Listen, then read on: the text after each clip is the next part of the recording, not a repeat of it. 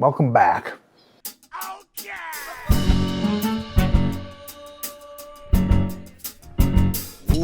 In today's video, we're not playing around with the 10-year Jack Daniel's offering sub 100 proof, even though it's fantastic. No, instead, we're going a little bit older. Today, we're taking a deep dive, or a medium dive probably, into the third, and by third I mean the fourth iteration of Jack Daniel's 12-year. Got it right here. America.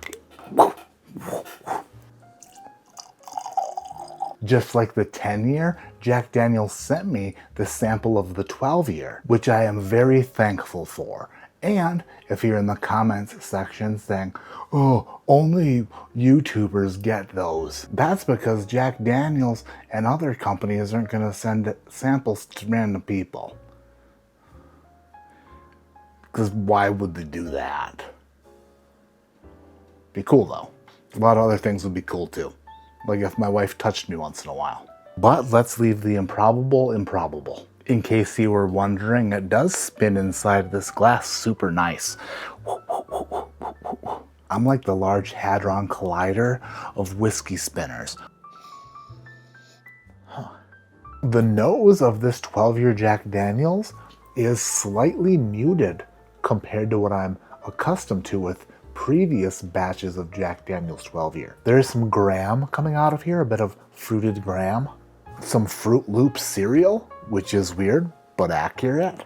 It's like Tropicana Steve or whatever that bird's name is on the Fruit Loops box. Got totally wasted off of whiskey and then ate a bunch of Fruit Loops and then you smelled it. Some yogurt covered raisins.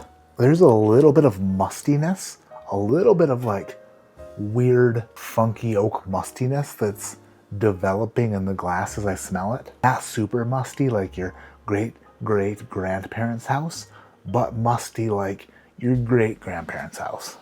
The nose on this Jack Daniel's 12 batch 4 isn't screaming Jack Daniel's at me. Typically these age-dated Lynchburg, Tennessee whiskeys, these Jack Daniel's 10, 12, and 14s are very Jack Daniel's on the nose. This is a bit slower to develop into that Jack Daniel's profile. Although the nose on this is really good, I do think I prefer the nose on the 10-year a little bit more.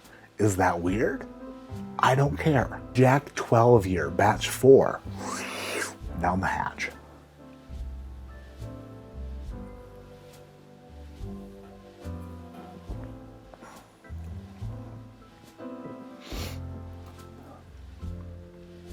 That is really good. I like that a lot. That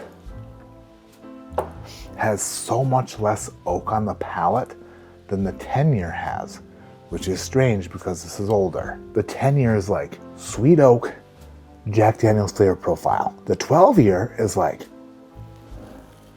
much more of that super red fruity yeasty note that's so Jack Daniel's and way less sweet oak. And just like Buffalo Trace products that get more Buffalo Trace as they get older, not necessarily oakier, but just more potent, more strong Buffalo Trace profile, more dominant Buffalo Trace notes kind of take over these older and higher proof offerings. The same can be said, I believe, for a lot of Jack Daniel's products. The Coy Hills, the 14 last year, you're getting less of a distinct oak note and you're just getting blasted by this Jack Daniel's flavor profile, a very concentrated, very viscous, very in-your-face, very wabam Jack Daniel's flavor profile. And I love it. But I also love sweet oak, and the 10-year provided both,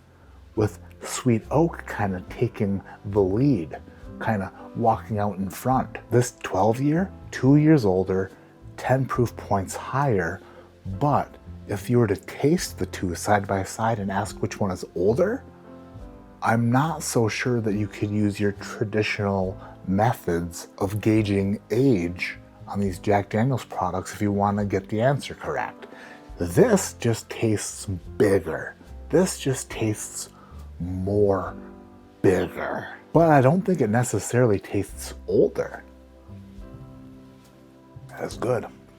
That is good. Big red fruit and big floral notes kind of just burst on the palate. I know that I say red wine a ton on Jack Daniel's products.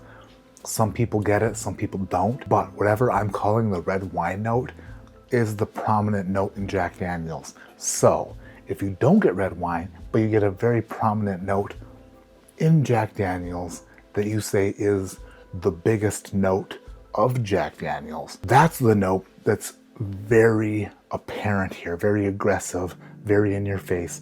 It's very Jack Daniel. Is that a bad thing? Hells no. What makes the Jack Daniel's age-stated line and the Jack Daniel's special releases, the limited releases, they're like Coy Hills and their heritage barrels and things like that, what makes them different from other bourbon offerings is that Jack Daniel's profile. A lot of Kentucky bourbons share this sort of nutty profile, especially when they're young, and as they age, that nutty profile starts to go away and starts to build oak and starts to build other characteristics and other cool little things that that specific distillate does as it ages in new white American charred oak barrels for years and years and years. But what it never gets is the Jack Daniel's profile. The Jack Daniel's profile that's apparent on Jack Daniel's products out of the gate. It's such a specific profile that not everybody's gonna love it. But if you do love it, then the special edition limited releases and age-stated Jack Daniel's, these products that are released on a smaller scale, these things are gonna be right up your alley and they're gonna be shot directly up your ass. Like a whiskey bidet that you could shoot up there all day because you love it. It's caramels, it's burnt sugars, it is super red winey, red fruit with a little bit of a floral twist. Oh wow, yeah. That third sip is nice. The tasting experience is solid from the front of the palate to the back of the palate. Nothing off-putting whatsoever. It's just this really expected goodness. The suggested retail prices on the 10, 12, and 14-year Jack Daniel's products, yeah, they're definitely worth those. Today, Jack Daniel's 12-year batch 4 receives a score from me of 8.49. The same score I gave the 10-year, because they're both phenomenal in their own ways. Do I think one is better than the other? Not really.